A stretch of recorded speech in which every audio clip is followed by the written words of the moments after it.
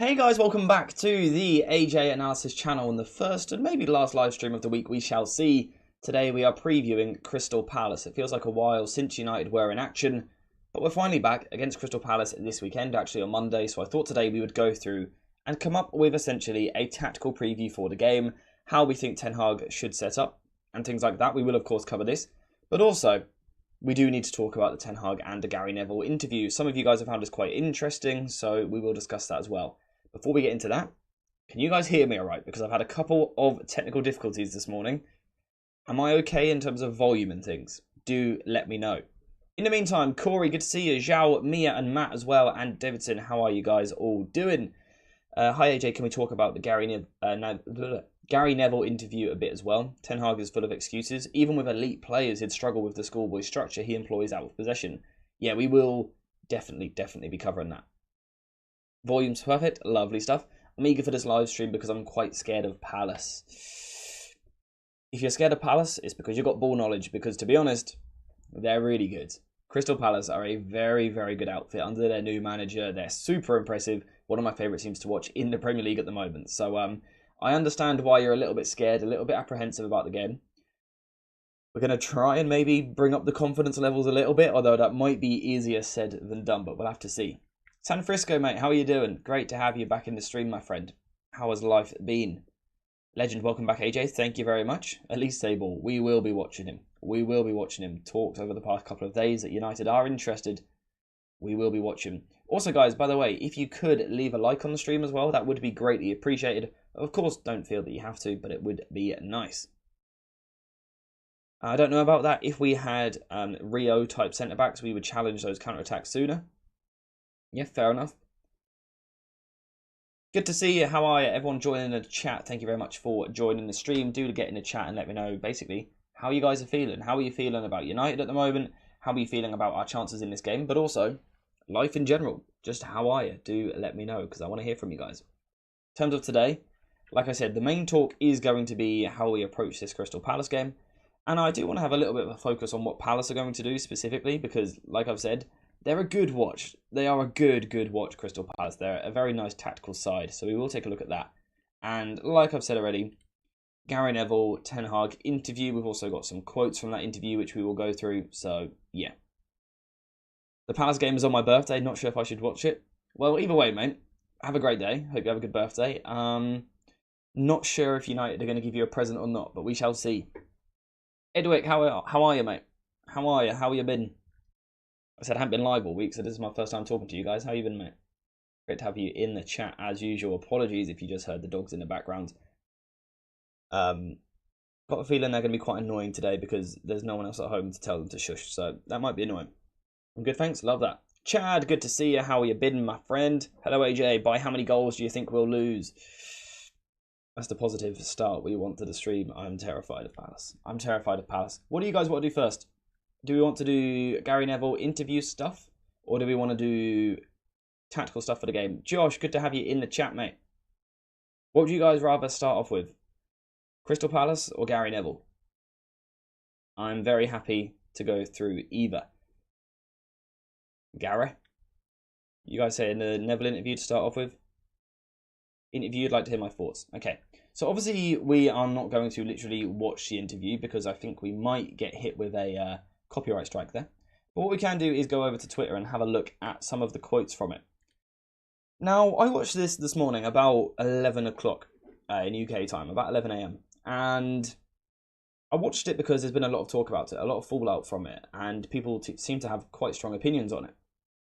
Am I the only one who felt, maybe I'm miles off here, maybe I've just not picked it up right, a load of nothing was spoke about? I could have done that interview and told you the same stuff. That's not a criticism of Ten Hag, by the way, at all. But I just didn't feel that we actually got that much from the interview. But everyone seems to think like it was insanely good. So I don't know, you haven't had time to see it yet? Well, hopefully I can bring some of it to you. Is this the start of it? So, to kind of sum it up, like overall the interview in general, it feels like what I've said for most of the season. You know, Ten Hag has said that this isn't necessarily the way we want to play. In the future, we want a better style of play. But our current players, current individuals, personnel dictate what we can do. You know, the fact that we've had injuries, the amount of different partnerships we've had at the back, the different combinations, of course, hurting the team. All the injuries, he's spoken about that as well, and he came up with some key numbers for that. He spoke about the lack of left footers in the back line. Again, I understand. He's spoken about how he wanted someone like Harry Kane and Frenkie de Jong, for example. Couldn't really go and make those signings, though. We couldn't bring in the finished articles. So instead, we went more for a Mason Mount and Erasmus Højlund, which means, you know, the process is still moving in the right direction, but it's going to take a little bit longer because they're young players. You've got to wait for them to develop. He spoke about Onana coming into the club and the idea that, you know, last season we achieved so much and we had a good season.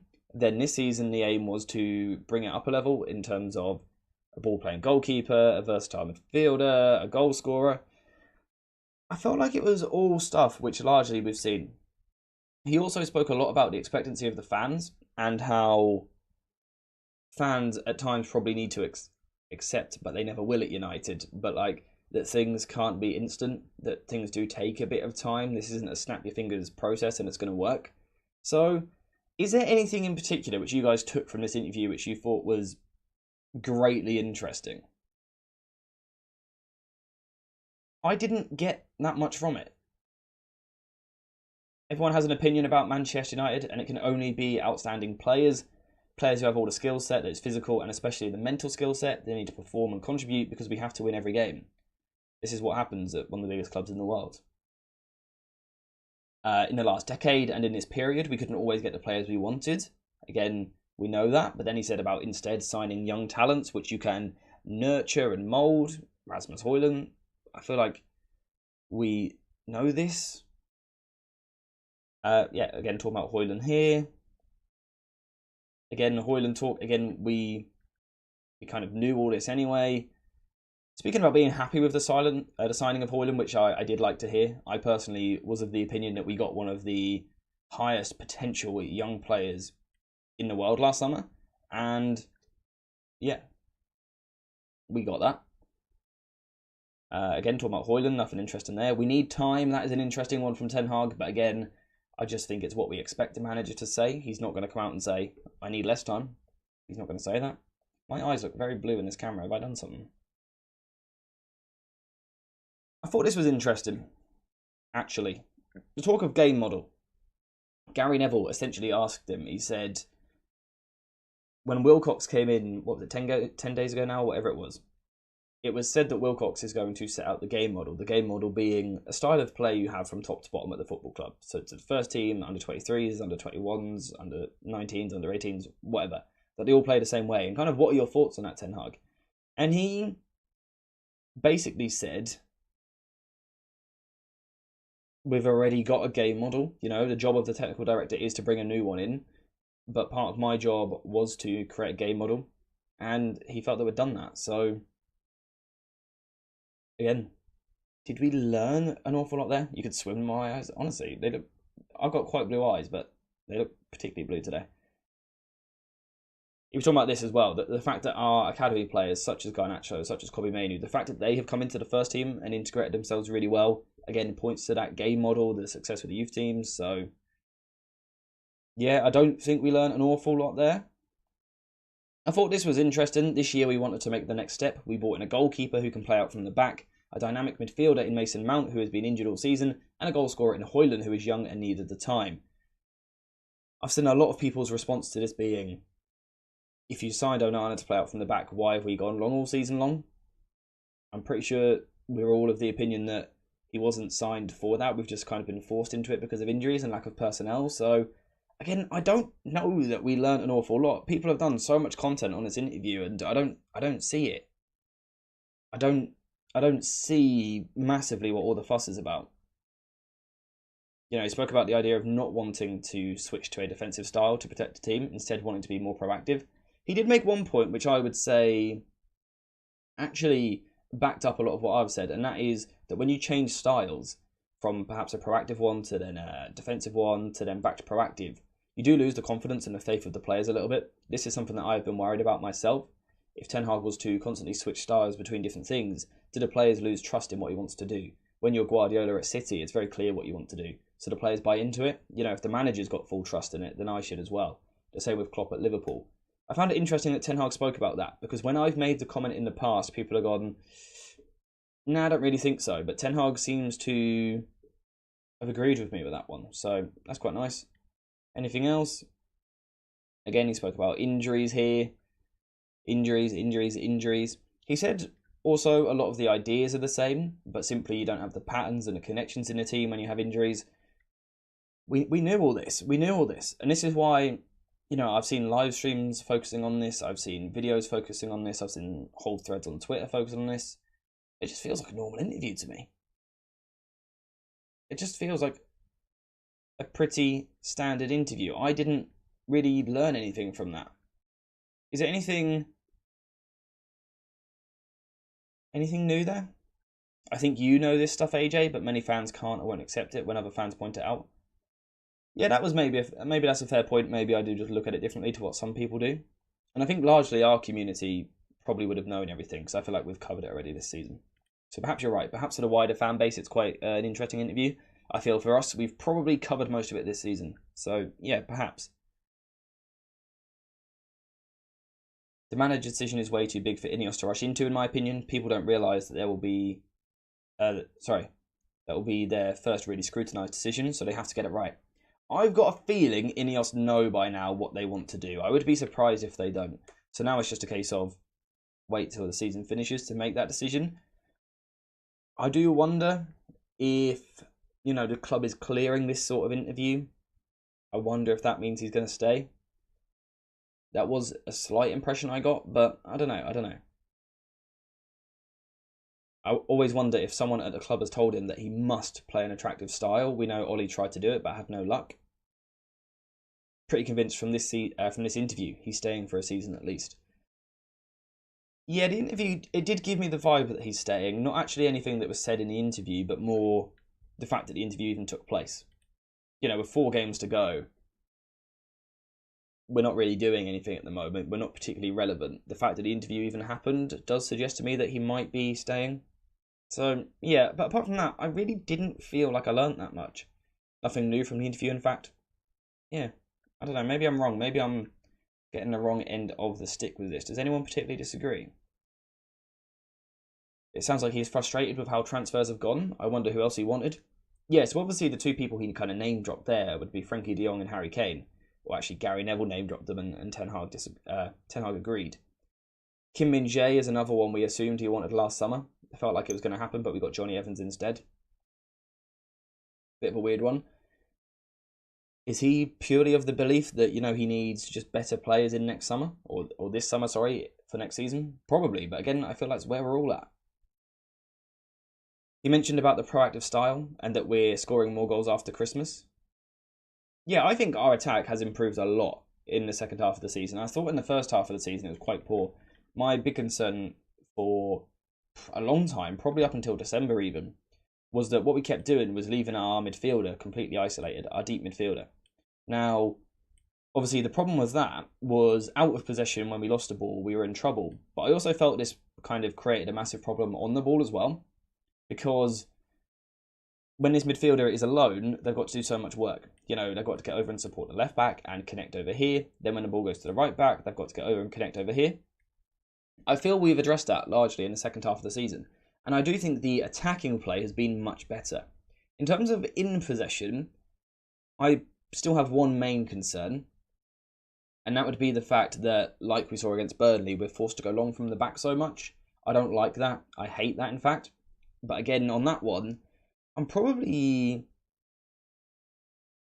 going to give Erik ten Hag the benefit of the doubt with the play out from the back and say that is the one area where injuries I'll defend him, because we have had a ridiculous amount of injuries at the back this season, which does affect your ability to play from the back, particularly when you go from Lissandro Martinez to Casemiro at centre back, right? They're very different players. When you make that change over the course of the season, it does affect things. So in possession, I don't have too many concerns around United at the moment. Yes, we need to create more chances, but I think that's more player decision based. I'm looking at our wingers, and that will come with time and trust and development. Again, something Ten Hag was talking about. The likes of Garnacho being in the side, but they still have to get better. And I'm sure they'll get there over the next couple of seasons. So I don't have a massive issue with the in-possession side of the game. apart from playing out from the back. We need more of it, but again, injuries, I'll allow it. My bigger concerns are defensively, and again, I don't think anything's particularly changed here. I don't think we've learned anything new. I don't think the situation or the circumstance has really altered. I'm still gutted we didn't get Kane. Such a good player. Such a good player. If I was Ten Hag, I'd take the interest from the Bayern job and run with it. They're going to ditch him eventually. I think if he was to leave this summer, Bayern is the one place I could see him going. I always think this with a manager. If they were to leave, who would want them? I think Ajax would probably look at Ten Hag again, and Bayern. I think they would be the two. Kane would have added a game-changing dimension to United. It's like Ten Hag said, right? He'd have given us 30 goals guaranteed this season. Instead, we've got Højlund, who doesn't give you the same thing, but over the course of a few years, he will give us that. He believes Højlund will get to that level. I do as well. So, to confirm, not Kane level, but 30 goal a season level, I think Højlund will get there. Again, it's just about a process. To pick apart Ten Hag's interview a little bit more, there's something I want to talk about with regards to one comment he made. But before that, we got a donation. And again, I never found out how to say your name. Is it Jace? Like short for Jason? Is it Jace or is it Jas? I'm going to say Jace. I'm going to guess it's Jace. But thank you very much for the £2 donation. That's very kind of you. Greatly appreciated. Guys, make sure to copy Josh there and spam some love hearts in the chat down below. He said, a shift from safety to a different style. Upgrades needed. Or it could be Jazz as well. I don't know how you can tell me how to say your name either. But thank you very much for the donation. That's super generous. Guys, do make sure to spam some love hearts. Spam all the different emojis to show our appreciation. It's very, very kind of you. So thank you. Thank you very much. Did you guys see the comment? Let me see if I can find it, actually.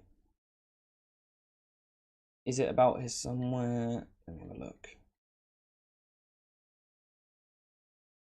Okay, I can't find the exact comment, but it's this.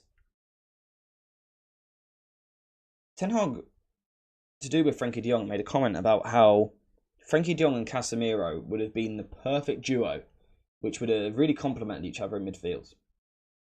And to be honest, it terrified me. Because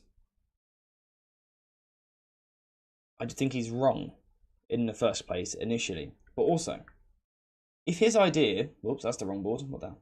That was a bit weird, wasn't it, guys? Sorry about that. That was uncomfortably close for everyone. If the idea coming into the season... Or, sorry, Ten Hag coming into the club was to have like a Casemiro, Frenkie de Jong sort of duo in midfield. And the idea was that the balance would be good with the two of them. Frenkie de Jong's skill set would complement Casemiro.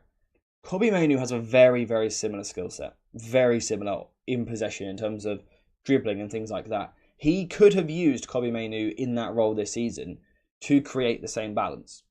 Yet, we have all seen games this season where Kobbie Mainoo gets pushed higher and Bruno Fernandes is the one responsible for dropping deep.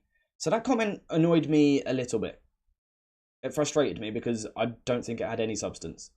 You know, you can use it as an excuse of, oh, but if we'd have had those two, it would have been a perfect balance. You can try and recreate a balance here with Kobbie Mainoo, and he's chosen not to. So, yeah, that comment annoyed me a little bit. That comment did frustrate me just because I think it's wrong. I think it's wrong in entirety. So sorry, Eric, mate. Apart from that, not much. A lot of people have developed empathy for Ten Hag after today's interview. I think what always happens when you see an interview like that is you almost just remember and realise that it's a human. Right? That Ten Hag's completely human. Because obviously he has press conferences every week and things like that, but I don't know how many people actually watch them. Most people read the quotes. When you literally sit and watch that interview, you do kind of, you get that human connection to them. You feel empathy, like you said. You feel sorry for them and the circumstance they're in. You know, he keeps going back to the fact that we've had so many injuries. That was his answer to most questions. He was asked, why are the injuries happening? And he said, we're doing our research. We have an idea, but some of it is just bad luck as well. Interesting. It's really weird. But Fernandes sitting deeper in the last few games has actually done pretty well, no? Yeah, I'm not simply referencing the last few games. I'm talking in general over the course of the season. He could have tried to recreate that midfield dynamic at times. The other thing, Bruno Fernandes, we saw it against Sheffield. Get him high up the pitch in the second half, he turns into a different player who destroys teams. He's so much better up here, in my opinion. So much better. AJ nailed Ten Hag moving from technical safety to a different style. We need better players in our first team and squad. I agree. I agree with that. Do I think a different manager could have done a job with this team this season tactically and got us to be a better football side? Yes. Do I think any manager could have got this lot to challenge for the title? Probably not. Especially with the injuries we've had. So would Casemiro still be the deepest player in the build-up if De Jong was here? I would assume not, because Frankie De Jong was all about press resistance and things like that. Sorry, that pen just made an awful noise. So I'd assume that Frankie De Jong would have been the deeper one, which is what annoys me at times. Why can't Kobbie Mainoo do it? Maybe it's just not wanting to put the burden on such a young player, but I think he's ready for it. People seem to forget these managers and footballers are actually human. Yeah, I think it's very easy to disconnect from them, but they're people at the end of the day. Ten Hag mentioned that giving away possession means you concede a lot of shots, so perhaps he isn't entirely pleased on how transitional we are. He said a few times that, personnel dictates what you do. That you can have a tactical idea, but if your players can't do it, they're only ever going to achieve so much in that system. He was pointing to the fact that the technical kind of dictates the tactical, and I think he's right on that point. I don't think Ten Hag wants to play the football we've played this season. Next season, let's say you add, 4 players to this starting 11, right? I still don't think Ten Hag will take the approach he's taken this season. He said we want to play a high line, for example. I don't think we've seen United doing that. He said we want to be proactive, which, on that case, we have been doing it. So I don't think what we've seen this season is the blueprint of how Ten Hag wants to play football. He's spoken about having to change. The lack of left footers playing out from the back, we've had to change. The lack of balance in midfield, we've had to change. So I don't think this is the plan for next season. What is the plan for next season? Not so sure.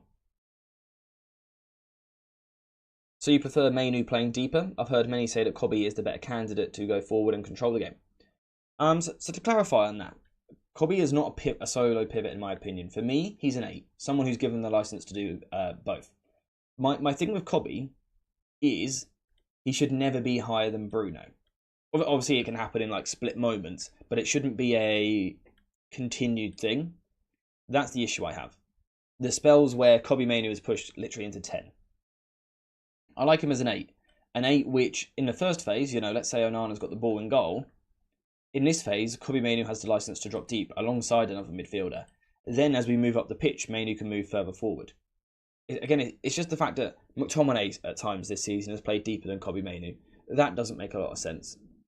I feel like Ten Hag's obviously got a lot out of him this season because he's been our kind of shining star for the season. I do actually feel that we could have got more from him still, which I guess is exciting for the future. But yeah, just a slight, I don't know what the word is. Just doesn't look great on Ten Hag.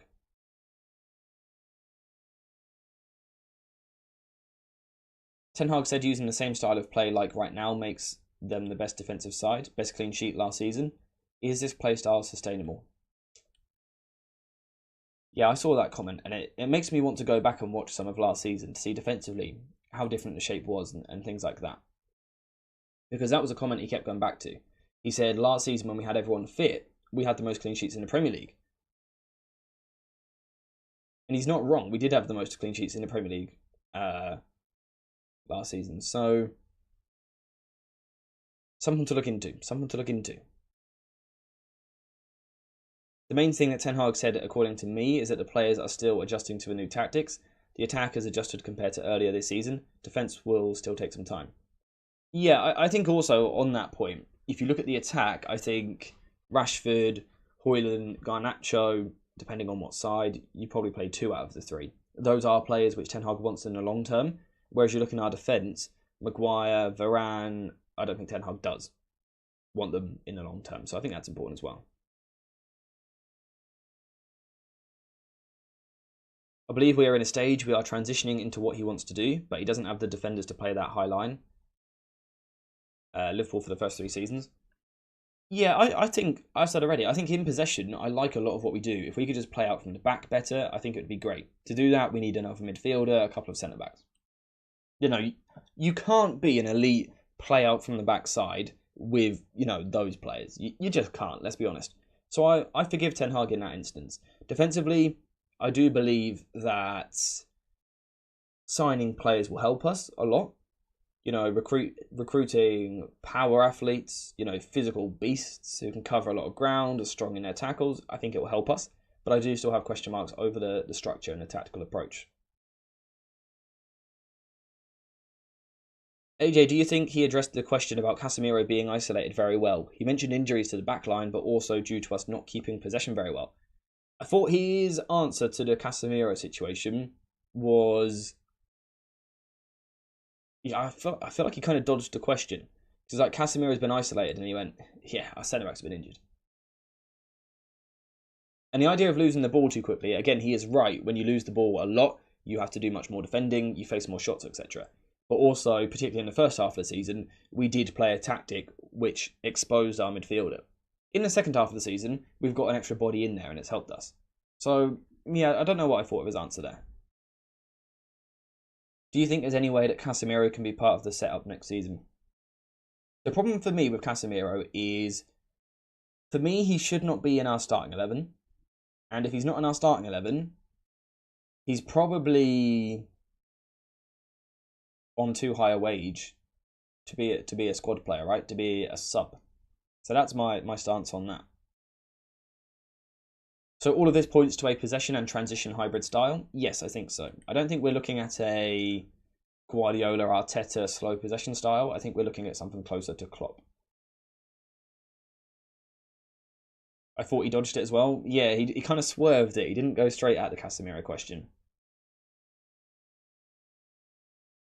I think he shirked the Casemiro question because he didn't want to give away his tactical approach. Yeah, I'm not criticising him for it. He did avoid that question, in my opinion.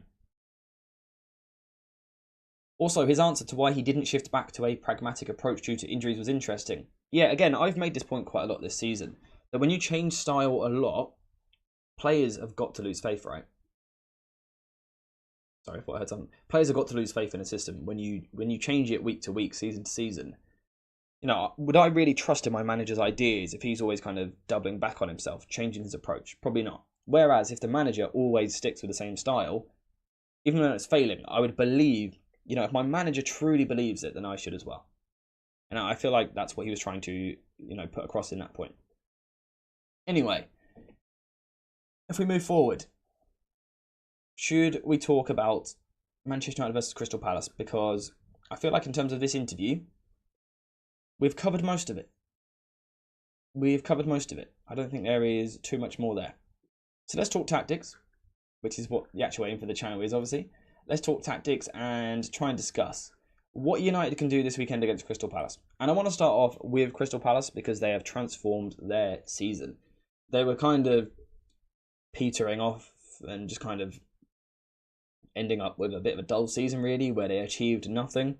This is the umpteenth time in a row they've finished between 40 and 49 points in a Premier League season. So, Palace are a side which have been quite boring for a while. Until recently. There's been a change at Palace, and they play really good football. And I think this Palace side, if they continue in this direction, keep some key players over the next 18 months or so, they could really have an upwards trajectory and go on to really achieve something in the next couple of years. Be a really good mid-table side. So, tactically, how are they going to play? 3-4-3. And to be honest, this side gives me Bayer Leverkusen vibes. In the way that they execute, in the way that they do everything. So how do Crystal Palace play? We'll start at the back. Goalkeeper. Henderson in goal. Now, it starts off as a back three, but it quickly turns into a hybrid formation because Anderson here will drop either to the left-hand side or to the right-hand side of Dean Henderson. Normally to the left. Now, why is it Anderson which does this rather than the other two centre-backs? Because he is phenomenal on the ball. Particularly long passing.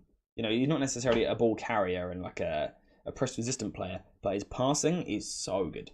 I remember covering a game between Palace and Arsenal a couple of seasons back. His passing was absolutely insane in that game. So this is how they will start off playing out from the back. The two centre-backs then split wide to full-back positions, and the wing-backs are going to fly really, really high. Really high up the pitch. Now what this does is it gives Palace options.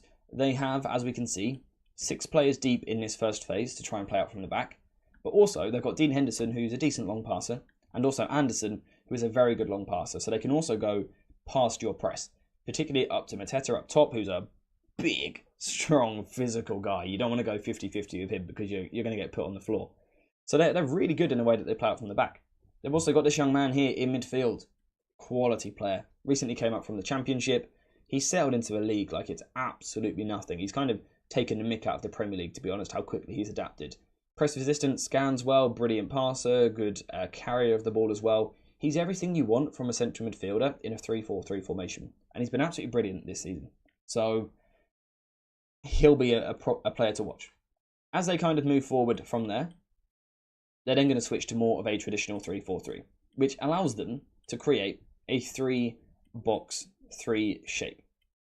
So can I quickly find the tool? I can. It allows them to create this shape in here, the 3-box-3. And the idea is that they're going to get technical players in key areas. Wharton, like I've said already, Will Hughes is a decent footballer. Elise and Eze. That's pure quality. They are so good. So good. Now, there is a chance Eze's going to miss the game. He is a doubt, which would mean Ayew coming in, which probably would be a benefit for United because he is a worse player. But in general, that 4 is terrifying, particularly if we're looking at Wharton, but more so Elise and Eze getting in and around our midfield.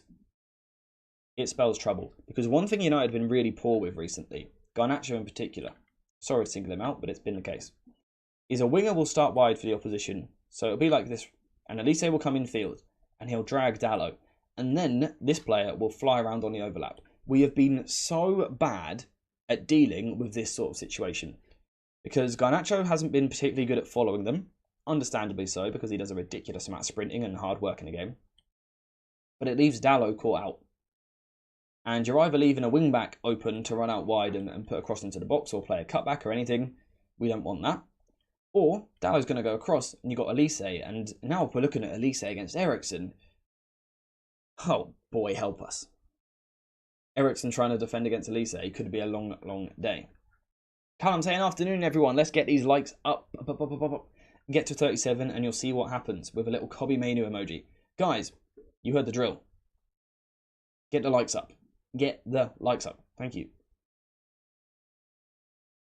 Garnacho learned how not to track back from Rashford. It seems like it at the moment. Sorry, I'm late. Anyone back from injury, mate? Alex, good to have you back in here. Or Alexander, sorry. Good to have you back in the stream. Hope you are well. In terms of injury update, as far as I'm aware, we haven't heard a ton. Bruno Fernandes is a doubt, but I think he still plays.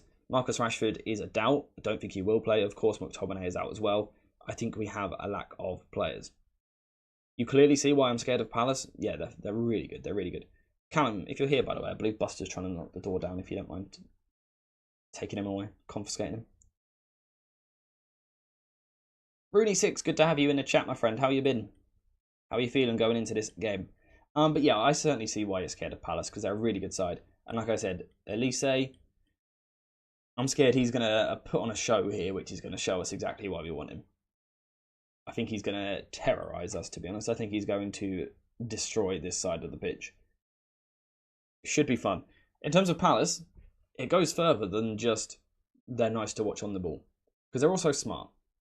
You know, yes, they want to play possession football. They want to pass and move. They want to be creative, expressive in the final third and all throughout the pitch, really. But they also understand there are situations where they have to be a bit more pragmatic. You know, they have to go a bit more direct. They have to play over the top. And I think that's a smart thing about Palace. They're not daft. They're not naive. Callum with the gifted membership. Does that mean we hit 37 likes? Oh, he's done it anyway. We didn't even hit the likes. Guys, we definitely need to get the likes up now. But Callum, thank you very much for the gifted membership. I didn't see who it went to, but one of you who was not a member is now a member thanks to the generosity of Callum. So guys, make sure to spam some love hearts in the chat to show our appreciation. Make sure to do that. Make sure to do that. Callum, thank you very much. Yeah, churn it. Churn it. You know what to do. What was I about to say? Defensively, Palace are very good as well. Callum, are you here? Because Buster is trying to break the door down. If you wouldn't mind grabbing him, he's getting angry. Yeah. Palace out of possession. Also, to be honest, very good. Very, very good, because they will go for a man-to-man, intense, aggressive, pressing approach. So Mateta can come up into the front too, and they are happy to leave themselves a 1v1 at the back. So let's say Richards might be exposed wide, Anderson in the middle, Klein isolated on the right-hand side, but they're still fine with it. Yeah, Chad, you tell them, mate. But they're happy to go man-for-man everywhere. And again, against us, really, you know, a side who's not so great at playing out from the back, I'm scared. I'm scared. David, thank you very much for the gifted membership. Who's it gone to? I missed it again. I didn't quite see. But one of you is now a member thanks to the generosity of David. Thank you very much, my friend. How have you been? How has your day been? And how are you feeling about United, mate? How are you feeling? Really sick saying he's feeling all right, but it's one crazy game ahead. Yeah, I'm a little bit nervous for this one. A little bit nervous. Is Mount back for this game? Yes. He played the last couple of moments against Burnley last time out. I believe he is fit. Hope we win, mate. You and me both, my friend. You and me both. Anyway, yeah, sorry, to quickly go back to it. Palace, man-to-man. That's tough. That's tough because we're just not a great side, or when it comes to playing out from the back, we're just not very good at it. So that's concerning. The other thing, though, is, again, Palace are smart. So, yes, they want to try and press high in certain games. They want to try and take the ball off you and things like that. But, again, they're not daft. They know their limitations. They understand that they don't necessarily have all the best players in the world. So if there are games where they feel that they can't squeeze as high and they can't press you, they'll go, okay. Rather than being naive, they'll step off, they'll be a bit more passive, they'll get players back into position, and if they want to, they can sit off all the way into more of a sort of 5-4-1 shape. Like, let me get them in. Like this. Nice and deep in a 5-4-1. And in this shape, they will be passive and difficult to break down. I think, though, we're going to see the opposite. I think they're going to look at us and go, they're weak, let's get at them. Which is why I'm scared. Palace are good. We've also got another gifted membership, this time from Enric. Thank you very much, my friend. So that is now 3 people who were not members before, but are now members, thanks to the kindness of other people. Henrik, thank you very much, guys. You know what to do. Spam some love hearts in the chat to say thank you. We can't defend them 1v1. They'll outmuscle us. We can't play it long to Hoyland. He won't win one aerial duel versus Anderson. They'll outnumber us in the midfield with Hughes and Morton sitting. Yeah. Palace will actually come for us? Yeah, I think so. I think so. I'm really nervous about this game because I think this Palace side are really good. I really like them. I really like them. I'm probably not going to like them so much by the end of the game on Monday. Apologies for the noise. Yeah, I'm probably not going to like Palace so much by the end of the game on Monday because they're probably going to do nasty things to us. But when you watch them in neutral games, I like them. FP is in the chat. How you been, my friend? Good to see you. How's life? How's life? How are you feeling about United and this game? I love Hoyland, but going long to him doesn't seem to work all that much. Yeah, we've got to somehow persist with playing out from the back in this game, I feel, but I don't know how. Why is Casemiro at centre-back? So this is the 11 we had last time out. We need to discuss what United are going to do. We will discuss that shortly. Anything else we need to look at with Palace? Okay, thanks, AJ. I will not ruin my birthday and avoid the United game. Yeah, it might be for the best. It might be for the best. If you want to have a good day, detach yourself emotionally from this. Yeah, understandable. So, you've seen their strengths. What are the weaknesses? To be honest, I don't know that any weaknesses, because the manager hasn't been there that long, really. I wouldn't say I've immediately noticed a load of weaknesses. Obviously, literally player quality of the backline is a little bit questionable. Anderson aside, they're not the best individuals. But actually, as a system, I really like a lot of what they do. I really like a lot of what they do. So, yeah. So we know about Palace. Now we need to know about United. Who are you bringing into the back four, midfield, front line, striker? What are we doing? Get in the chat. I need to have a drink because I'm losing my voice because I'm not feeling very well. Slowly dying here, I think, the last couple of days. What changes would you be making? I just had a sip of water. That's about 1 drop.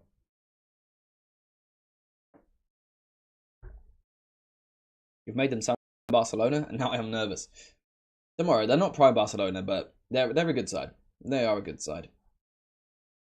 Return Wan-Bissaka to left-hand side. I like the idea of that. Bring Sancho on. Oh, wait, lol.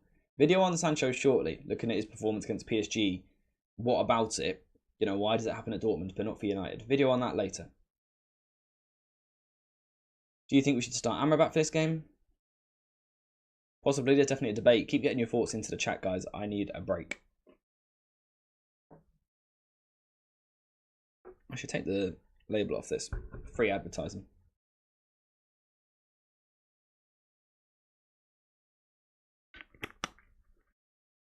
Other waters are available. No Eriksen for sure. I would probably try and get him out of the 11, but I don't know what I like. How? Mason Mount would be the obvious one for me.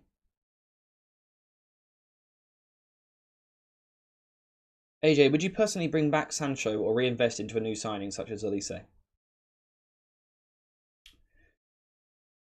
It's a difficult one. I've said this a few times. I don't know because I don't know what's happened. I don't know how bad Sancho's attitude was. I don't know how bad the falling out with Ten Hag was. I think if Ten Hag's at the club, I think Sancho will leave because I don't see them sorting out their relationship there. So I think Sancho will leave. I think if a new manager was to come in, he's got a chance. He's got a chance. Get a water sponsorship. I need one, actually. I do need one. Air up. That's what we need. Don't buy it until it sponsor me. Do you think Elise is injury prone? I don't think he is injury prone, to be honest. I think he's suffered from a lot of injuries this season. I don't think it makes him injury prone. I think this season, under Roy Hodgson, he was just rushed back from injury too quickly. So yeah, I wouldn't describe him as injury prone at the moment. At the moment.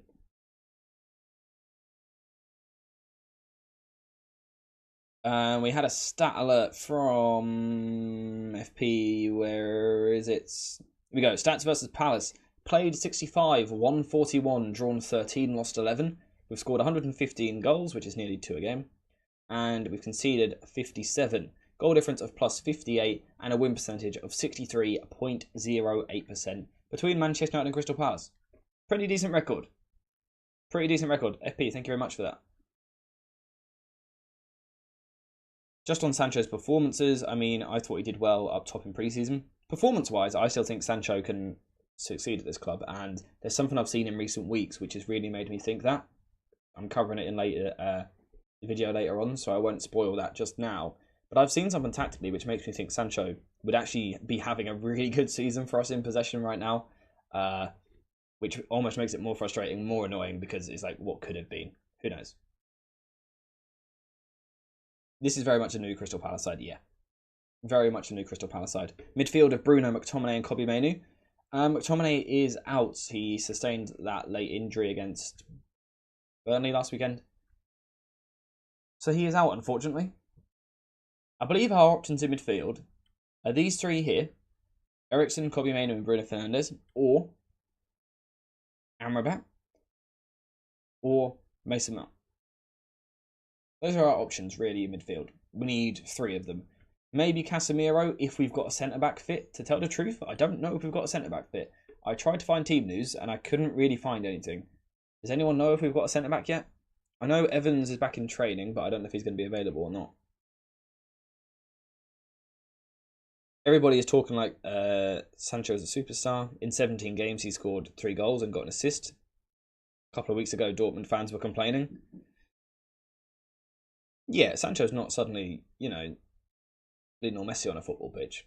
He's definitely a good player, though. I've said for a long, long time, pure football ability, I've always felt that he had the potential to be, like, unbelievably good. Like, Ballon d'Or contender. You know, a player who would be in the top 10 for Ballon d'Or regularly. Pure quality-wise. Attitude, work rate, things like that, perhaps not so much. I don't know. I don't know the guy. It's difficult to say. Amrabat's mobility could be so much more useful in midfield. No one in the midfield is good at covering ground. He's the best. Yeah, apart from Bruno, I would agree with that. And Mount, actually. Mount as well, depending if he plays. Was there already a bingo about who's going to crumble with injury in this game? I like the idea, but I don't want to jinx it, so we're not going to. Evans is fit? Okay. Okay, there's definitely an argument to bring Evans into the side then. Have I got him somewhere? I have. I do see him. So, what would you guys go for in terms of starting 11? Would you bring Evans in? I guess if you bring Evans in, Ten Hag can go to the midfield, that he seems to like, which is this. I would still prefer Mount in there, personally. But if Evans is fit, we could return to this sort of system.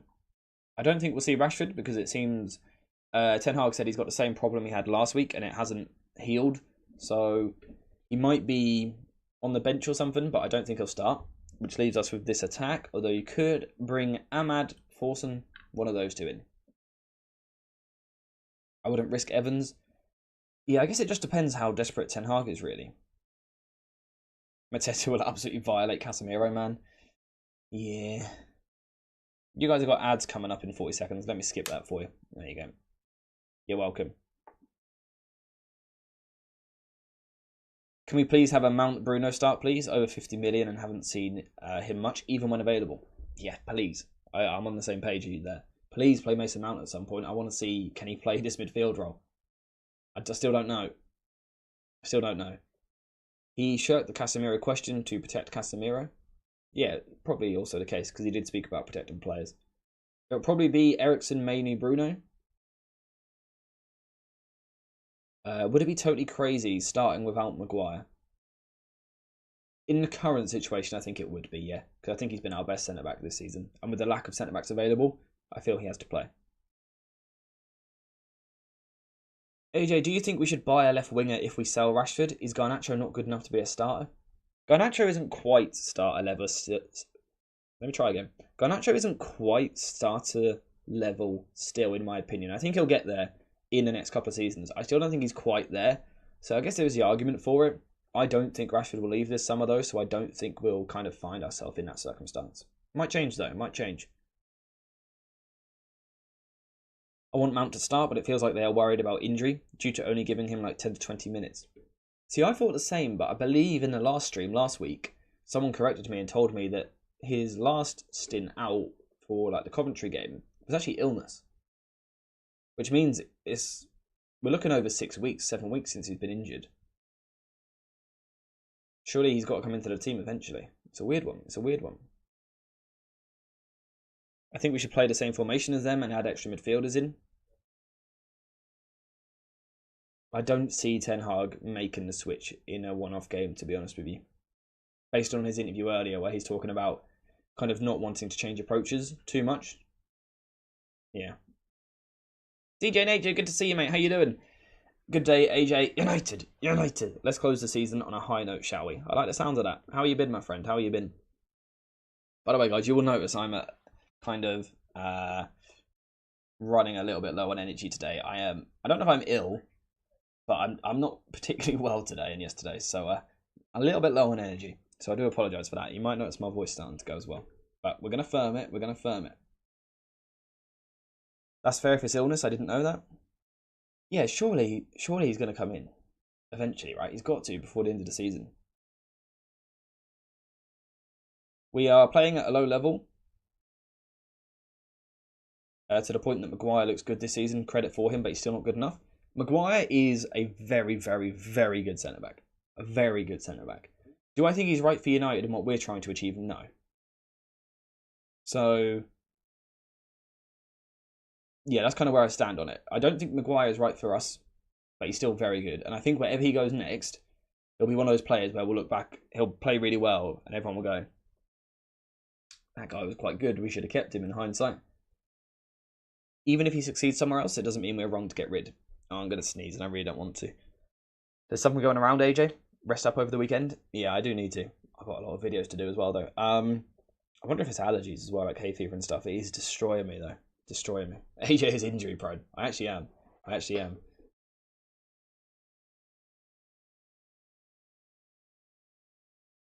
AJ, do you think a Maguire and Kim Min-jae partnership could be very good? I think it probably lacks the turning mobility and the agility. Yeah, 1 versus 1 defense in those situations.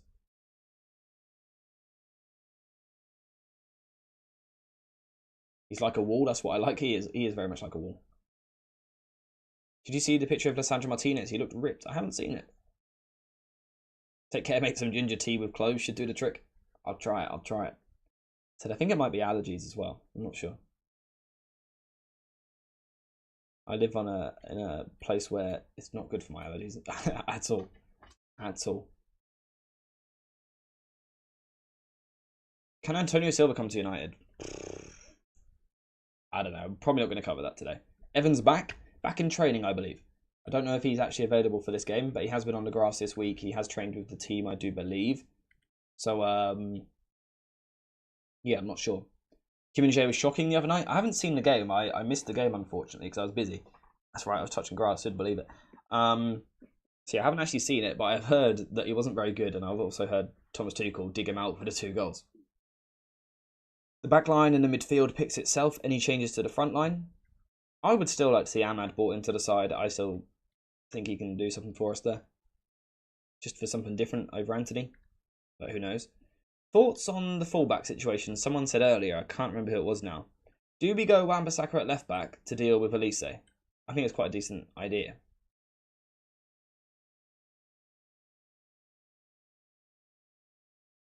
Thoughts? Thoughts on that? Apparently the players had some time off this week, maybe a more energetic performance. We can dream. We can dream. It's the hope that kills us, so it might come back to bite us on the backside, but we can dream. AJ, I believe you still owe us a full-on Q&A. To be honest, I don't have much interesting stuff to say.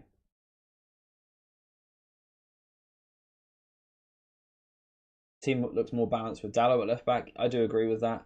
I wonder if we go Wan-Bissaka left back for Elise specifically. I'm not too sure. Not too sure.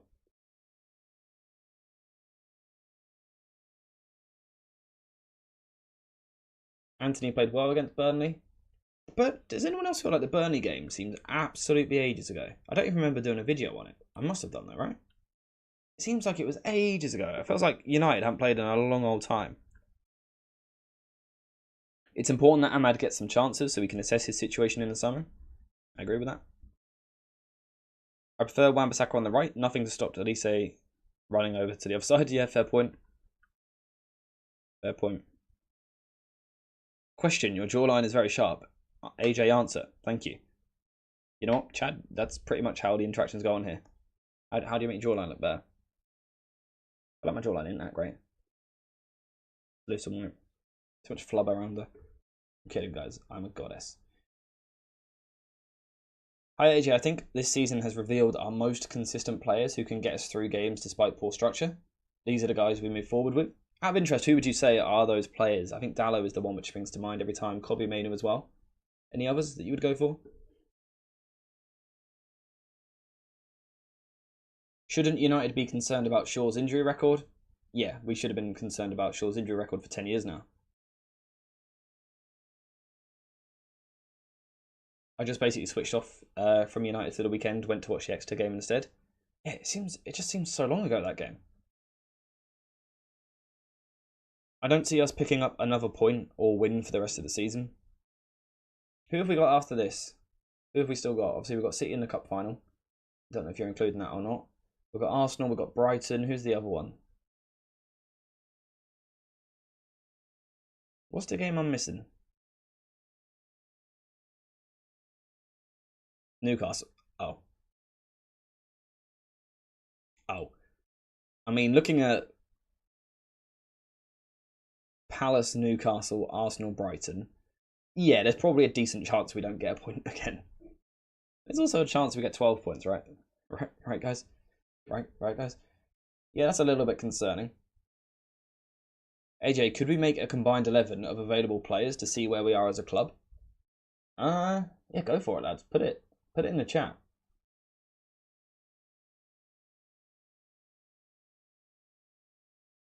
Go for it. AJ, have you thought about adding staff members on the channel? Feels it would be very interesting to have a Tottenham or a Newcastle fan working with you behind the camera. I would love, one day, love to expand the whole thing, but the channel doesn't make enough money for that sort of thing at the moment. One day. AJ, hypothetically, if Shaw leave, would you take Calafiori? Calafiori? Or would you have a better option in mind? Now, I like the idea of Calafiori because of the ability to play centre-back or left-back. I also like the idea of Lukumi at Bologna as well. Nori, if you want an out-and-out left-back. There's a few different options there. I have a feeling we'll beat Arsenal. I've got a feeling we beat City in the final, I can't lie. I have a feeling we beat City.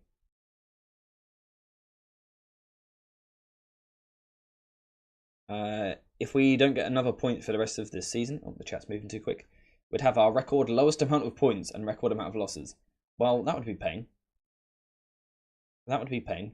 Pat B said, Hanko. He wants Hanko in. Good player, he's a really good player. AJ, does your name stand for Anthony James? It does not.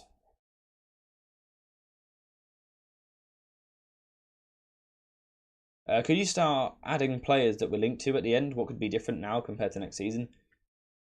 I could, but I guess the problem with that is we're probably linked with about 733 different players at the moment, so I don't even know who you'd pick.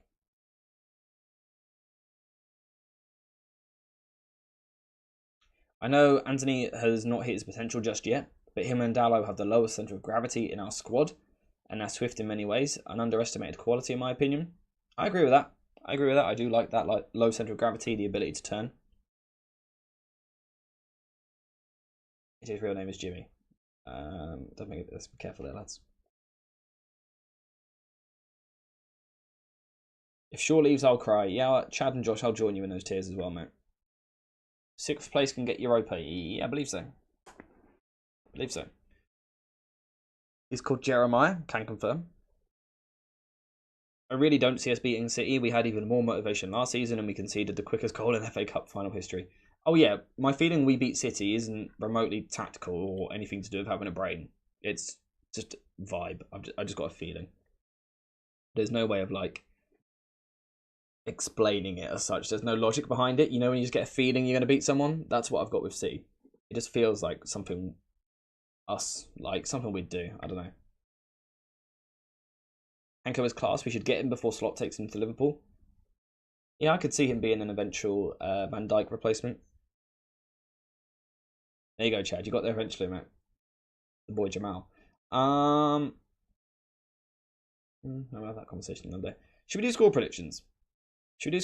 Because my throat is dying. I'm in pain. So should we do score predictions? Please. Please, guys. I just want the stream to end. If we lose against City, do we still get Europa League since City are getting Champions League, or does the spot go to the 6th place or someone else? It would go to 6th place, and so on from there. I believe. I'll go for 2-2. Josh saying 3-1 to Palace, with 2 from Elise, Mateta scoring, and then Bruno Fernandes as well.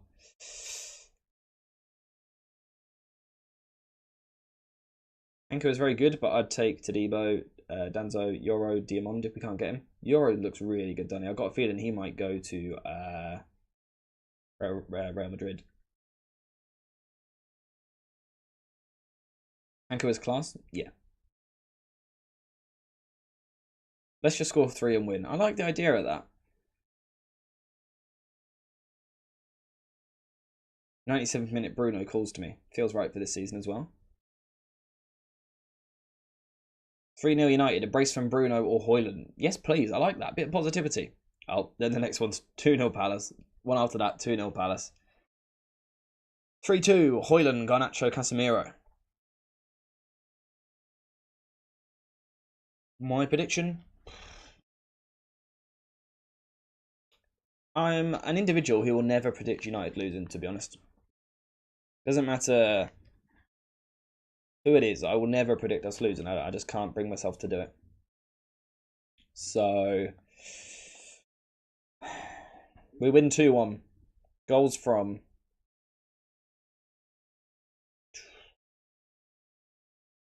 Will Hughes, That's right. That's right.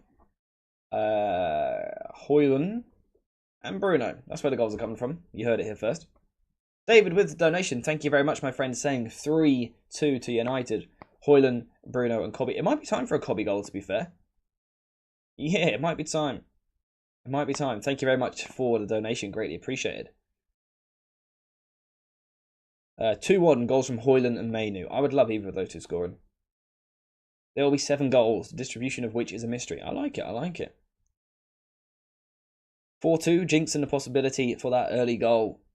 At least a hat-trick. He's auditioning for a United contract. Maguire header, maybe. I wouldn't mind it. It might be like a scrappy set piece where we win. We will give away a soft penalty because I am 100% convinced there is some conspiracy going on. I think the refs are just terrible, to be honest. But yeah, we do seem to get hard done by this season. Shaw and Martial both leaving in the summer would be emotional, but in Martial's case, it's definitely the right choice. Yeah, I think Martial will leave. I'm quite confident Shaw will stay at the moment, to be honest. How many signings do United need to get back in competing the top clubs practically? When you say the top clubs, do you mean literally challenging for the league title? If so,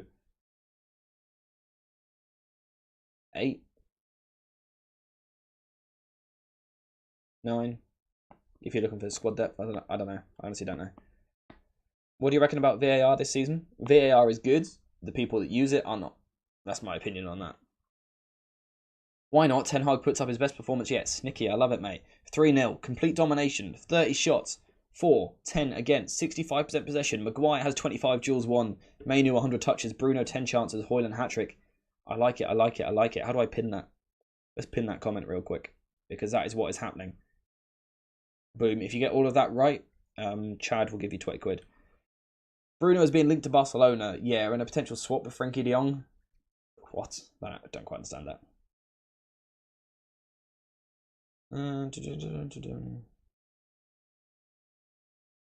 Anything else to say? If not, we are going to wrap the stream up because I said my voice is dying. That pinned comment said we'll have 30 shots, the best performance this season. We had 27 against Burnley with 10 shots on target. Yeah, fair comment to be fair.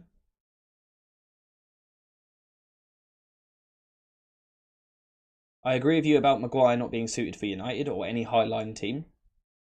See, that's actually not what I'm saying. He can play in a high line, just not Ten Hag's high line. Maguire can play in a high line, in my opinion.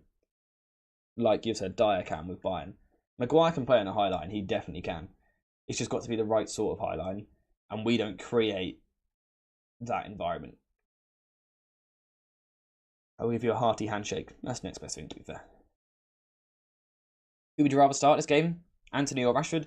Obviously, I would prefer Rashford, but I think he's going to be injured, so... Can we get a reaction video and analysis video for Palace? And I want to see Ruthless AJ.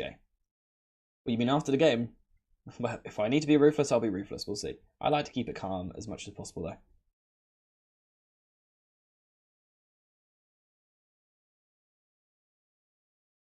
VAR needs to go, in my opinion. I go to EFL games quite regularly, and it's so much better without it. Yes, there are bad decisions every now and then, but it's not like VAR doesn't make loads of them either. That said, I think VAR in itself is a good thing. The rules of football are wrong, and like the people which try and implement them get it wrong all the time. So yeah, I get your point completely. I completely understand your point. Anyway, does anyone else have anything to say before I leave? I feel like I'm gonna pass out. My noggin is in pain. 2-0 Palace is really screaming to me. Yeah, I am nervous for this one. I am nervous. Recently found your channel. I have been looking for this type of channel for so long, who makes videos of every match analysis. Thank you very much. Yeah, I believe I've missed one game this season. There was one game I haven't analysed, but apart from that, I believe I've covered every single one for United. And of course, plenty of other stuff as well. So yeah, thank you very much for the kind words. I hope you enjoyed the channel. Enjoy the community as well. The community is very, very good here. Like, don't just talk to me. Talk to the guys in chat. Legends to a lot of them. Really good people, so talk to them. Also join the Discord. There's a link in the description of this stream. Check that out. Yeah, do that. Check it out, check it out. Important question, Galaxy or Cadbury? Ooh.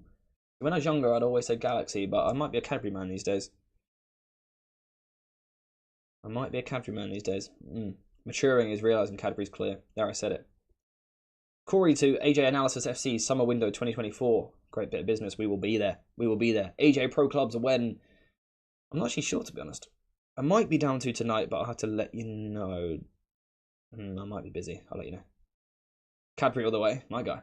David, thank you very much for the donation. Once again, greatly appreciated. Guys, make sure to spam some love hearts to say thank you to David, because he's always in here donating and gifting memberships. Literally every stream without fail. I couldn't tell you the last time he didn't do it. Also, thank you to Matt, because he has just put the link to the Discord in the chat.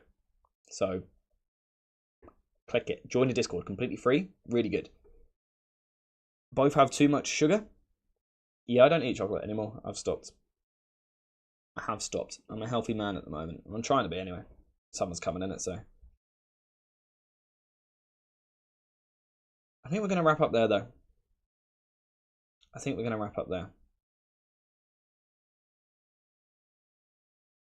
Anything else I want to say? I don't think there is. Thank you guys very much for watching. I do apologise. Today's stream has been a little bit low energy. It's why I haven't streamed earlier in the week as well. Because you know, you don't feel ill. You just don't feel right. That's how I feel. I just haven't felt right this week. Something's wrong with me. And right now I feel particularly like I'm going to die. Mark's just joined as we're leaving as well, which just seems on theme. Unlucky Mark, mate. One day you'll be able to get here on time. I'll just start the stream later for you, mate, if not. But yeah, apologies for the lack of energy in the stream. Hopefully, I'll be fine by tomorrow. I believe in that dream.